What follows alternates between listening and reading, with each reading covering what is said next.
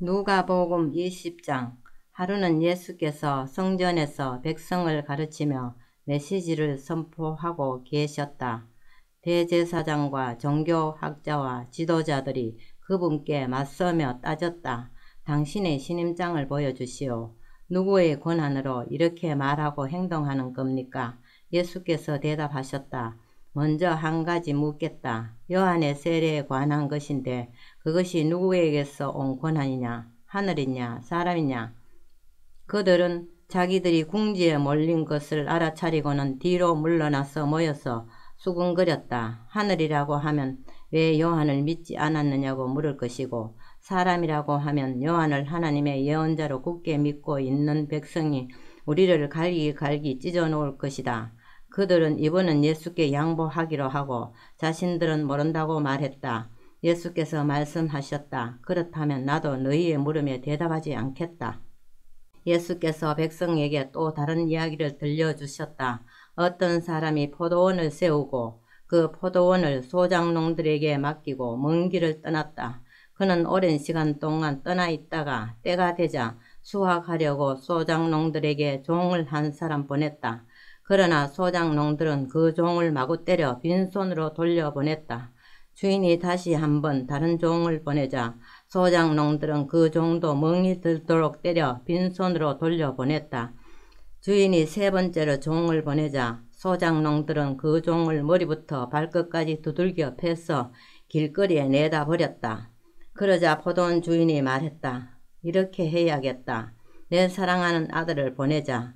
저들이 내 아들만큼은 존중하겠지. 그러나 아들이 오는 것을 본 소작농들은 재빨리 머리를 맞대고 의논했다.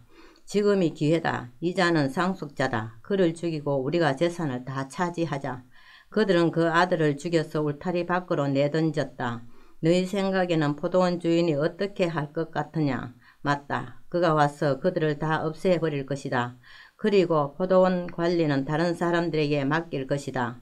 듣고 있던 사람들이 말했다. 아닙니다. 그렇게 하면 안 됩니다. 그러나 예수께서는 물러서지 않으셨다. 그렇다면 너희는 이 말씀이 왜 기록되었다고 생각하느냐? 석공들이 내버린 돌이 이제 모퉁이 돌이 되었다. 누구든지 이 돌 위에 걸려 넘어지는 사람은 그 몸의 뼈가 다 부러질 것이요. 이 돌이 그 사람 위에 떨어지면 그는 완전히 가루가 될 것이다. 종교학자와 대제사장들은 당장 예수를 잡고 싶었으나 여론이 두려웠다. 그들은 그분의 이야기가 자기들을 두고 한 것임을 알았다. 예수를 잡을 기회를 노리던 그들은 정탐꾼들을 보내어 짐짓 정당한 질문을 던지는 사람인 양 행세하게 했다. 그들은 그분을 속여서 율법에 저촉될 만한 발언을 하게 만들 속셈이었다. 그래서 예수께 물었다. 선생님, 우리가 알기로 당신은 솔직하고 정직하게 가르치며 아무에게도 비위를 맞추지 않고 하나님의 도를 정확히 가르칩니다. 그러니 우리한테 말해 주십시오. 황제에게 세금을 내는 것이 법에 맞습니까? 맞지 않습니까? 예수께서 그들의 의도를 아시고 이렇게 말씀하셨다. 동전 하나를 내게 보여라. 여기 새겨진 얼굴이 누구 얼굴이냐? 그리고 뭐라고 써 있느냐? 황제입니다. 그들이 말했다. 예수께서 말씀하셨다. 그렇다면 황제의 것은 황제에게 주고 하나님의 것은 하나님께 드려라. 아무리 애를 써보아도 그들은 예수께 죄를 뒤집어 씌울 만한 발언을 유도해낼 수 없었다. 그분의 대답은 그들의 혀를 찔렀고 그들의 말문을 막아버렸다. 부활의 가능성을 일절 부인하는 유대교 분파인 사두개파 사람 몇이 다가와서 물었다. 선생님, 모세는 기록하기를 남자가 자식 없이 아내를 두고 죽으면 그 동생이 형수와 결혼해서 자식을 낳아줄 의무가 있다고 했습니다. 한 번은 7 형제가 있었습니다. 마지가 결혼했는데 자식 없이 죽었습니다. 둘째가 형수와 결혼했으나 죽었고 셋째도 그러했습니다. 7 형제가 다 차례대로 그렇게 했으나 자식이 없었습니다. 마지막에는 여자도 죽었습니다. 그렇다면 부활 때에 그 여자는 누구의 아내가 됩니까? 7 형제가 다 그 여자와 결혼했습니다. 예수께서 말씀하셨다. 이 땅에서는 결혼이 중대한 관심사지만 저 세상에서는 그렇지 않다. 죽은 사람들이 부활에 참여하는 사람들에게 결혼은 더 이상 관심사가 못된다. 죽음도 마찬가지다. 너희야 믿지 않겠지만 그들에게는 더 나은 관심사가 있다. 그때에는 하나님과 최고의 기쁨과 친밀감을 나눌 것이다. 모세도 불붙는 떨기나무 앞에서 부활의 관내 외치기를 아브라함의 하나님, 이삭의 하나님, 야곱의 하나님이라고 했다. 하나님은 죽은 자의 하나님이 아니라 산 자의 하나님이시다. 그분께는 모두가 살아있다. 몇몇 종교학자들이 말했다. 선생님, 훌륭한 답입니다. 한동안 아무도 그분께 묻는 사람이 없었다. 그 후에 예수께서 그들에게 물으셨다.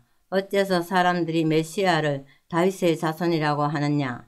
다윗은 시편에 분명히 말했다. 하나님께서 내 주님께 말씀하셨다. 내가 내 원수들을 내 발 아래 둘 때까지 너는 여기 내 오른편에 앉아 있어라. 다윗이 여기서 메시아를 내 주님이라고 부르는데 메시아가 어떻게 다윗의 자손이 될 수 있느냐?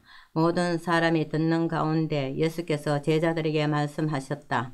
종교학자들을 조심하여라. 그들은 가운을 입고 다니며 사람들이 지켜 세우는 말에 우쭐하고 중요한 자리를 차지하면서 교회의 모든 행사에서 상석에 앉기를 좋아한다. 언제나 그들은 연약하고 무력한 사람들을 착취한다. 그들의 기도가 길어질수록 그들의 상태는 더 나빠진다. 마지막에 그들은 그 값을 치르게 될 것이다. 21장 예수께서 눈을 들어 부자들이 헌금함에 헌금 넣는 것을 보셨다. 그 후에 한 가난한 과부가 동전 2개를 헌금함에 넣는 것을 보셨다. 예수께서 말씀하셨다. 과연 이 과부가 오늘 가장 많은 헌금을 드렸다. 다른 사람들은 아깝지 않을 만큼 헌금했지만 이 여자는 자기 형편보다 넘치도록 드렸다. 자신의 전부를 드린 것이다. 하루는 사람들이 모여서 성전에 대해 이야기하고 있었다. 그들은 성전이 정말 아름답고 성전의 석조물과 기념헌물들이 수려하다고 말했다. 예수께서 말씀하셨다. 너희가 그토록 감탄하는 이 모든 것, 이 성전의 돌 하나하나가 결국 자네 더미가 되고 말 것이다. 그들이 예수께 물었다. 선생님, 그런 일이 언제 일어나겠습니까? 그런 일이 일어나려고 할 때 우리에게 어떤 징조가 있겠습니까? 예수께서 말씀하셨다. 사이비 종말론자들을 조심하여라. 많은 지도자들이 정체를 숨기고 나타나서 내가 그다라고 하거나 또는 종말이 가까이 왔다고 주장할 것이다. 그런 말에 절대 속지 마라. 전쟁과 폭동의 소문이 들리거든 당황하지 말고 침착하여라. 그것은 역사에 늘 반복되는 일일 뿐 아직 종말의 징조는 아니다. 예수께서 계속 말씀하셨다. 나라와 나라가 싸우고 통치자와 통치자가 싸우는 일이 계속될 것이다. 곳곳마다 큰 지진이 있을 것이다. 기근도 있을 것이다. 너희는 이따금 하늘이 무너지는 것 같을 것이다. 그러나 이런 일이 일어나기 전에 사람들이 너희를 체포하고 박해하며 법정과 감옥으로 끌고 갈 것이다. 세상이 살벌해져서 내 이름을 전한다는 이유로 모두가 너희를 물어뜯을 것이다. 너희는 결국 증인석에 서서 증언을 하도록 요구받을 것이다. 너희는 그 일로 걱정하지 않겠다고 지금 결심하여라. 내가 너희에게 말과 지혜를 줄 것이니 너희를 고소하는 자들 모두가 맞서도 너희 말을 이기지 못할 것이다. 심지어 부모와 형제와 친척과 친구들마저 너희를 넘겨줄 것이다. 너희 가운데 일부는 죽임을 당할 것이다. 나 때문에 너희를 미워할 사람이 누구인지 아무도 모른다. 그렇더라도 너희 몸과 영혼의 사소한 모든 것까지 심지어 너희의 머리카락까지도 내가 보살핀다. 너희는 아무것도 잃지 않을 것이다. 그대로 견뎌라. 그것이 너희가 해야 할 일이다. 끝까지 견뎌라. 그러면 너희는 절대 후회하지 않을 것이고 결국 구원을 받을 것이다. 군대가 예루살렘을 둘러 진친 것을 보거든 너희는 예루살렘의 멸망이 가까운 줄 알아라.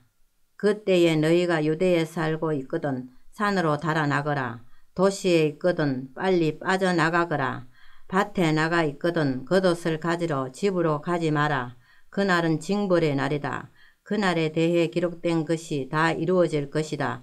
특히 임산부와 젖 먹이는 어머니들이 힘들 것이다. 끔찍한 고통, 맹렬한 진노다. 사람 목숨이 파리 목숨이 될 것이다. 사람들이 감옥으로 끌려갈 것이다. 나라들이 그 맡은 일을 끝내기까지 예루살렘은 이방인들의 발에 짓밟힐 것이다. 마치 지옥이 온통 풀려난 것처럼 보일 것이다. 해와 달과 별과 땅과 바다가 열한하여 온 세상 모든 사람이 공포에 질릴 것이다. 파멸의 위협 앞에서 사람들의 숨이 막히고 권력자들은 두려워 떨 것이다. 그때에야 사람들이 인자가 성대하게 환영받으며 오는 모습을 보게 될 것이다. 영광스러운 환영일 것이다. 이 모든 일이 벌어지기 시작하거든 일어서거라. 고개를 들고 당당히 서거라. 구원이 가까이 온 것이다. 예수께서 이야기를 들려주셨다. 무화과 나무를 보아라. 다른 나무도 다 마찬가지다. 잎이 나기 시작하면 너희는 한 번만 보아도 여름이 가까이 다가온 줄 안다. 이 일도 마찬가지다. 이런 일이 일어나는 것을 보거든 하나님 나라가 가까이 온 줄 알아라. 이것은 가볍게 여길 일이 아니다. 내가 지금 하는 말은 어느 훗날의 세대에게만 주는 말이 아니라 이 세대에게도 주는 말이다. 이 일들은 반드시 이루어진다. 하늘과 땅은 닳아 없어져도 내 말은 닳아 없어지지 않을 것이다. 너희는 조심하여라. 너희의 예민한 기대감이 파티와 음주와 쇼핑 때문에 무뎌지지 않게 하여라. 그렇지 않으면 그날이 불시에 너희를 덮치고 덫과 같이 갑자기 너희를 잡을 것이다. 그날은 모든 곳에서 모든 사람에게 동시에 임할 것이다.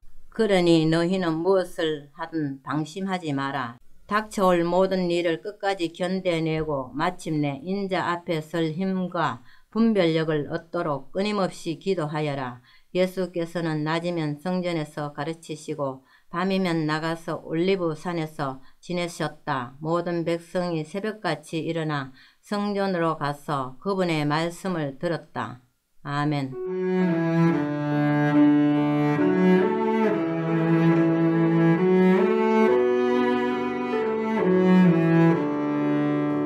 오늘도 말씀으로 승리하시기 바랍니다.